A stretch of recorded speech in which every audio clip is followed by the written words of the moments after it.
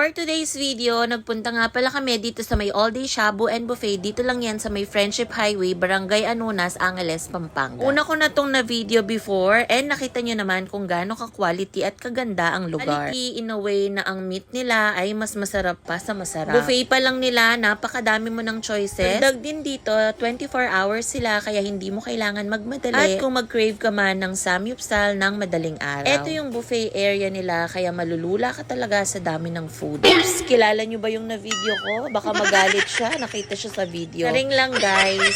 Parang pang 3 or pang 4 na beses na naming bumalik dito and same quality pa rin ang lasa ng pagkain. Sobrang daming pagpipilian para sa shabu-shabu. And in fairness guys, mahal yan sa labas. Sama mo ni rin ang hindi lang isa kundi napakadaming dessert. Samahan mo pa ng prutas. Kung akala mo ay tapos na, may iba't ibang klase din ng gulay na pwede mong isali sa shabu-shabu or sa grill. Magkano nga ba ang rate dito? So, nasa dulo ng video guys, if ever na magtanong kayo kung magkano nga ba ang rate nila dito. Grabe talaga pag madaming tao, pati gulay fresh na fresh. Kaya kung magkikrave kayo ng samyupsal at mahilig kayo sa samyupsal, isa si All Day Shabu and Grill. Sa pwede kong i-recommend sa inyo dahil bukod sa marami kang choices, pwede ka ring mag-drinks dito. And ikaw rin naman ang kukuha ng mga karne at mga seafoods na iluluto. Di ka na maiinip sa kakaantay dahil hindi mo na kailangan tumawag ng server.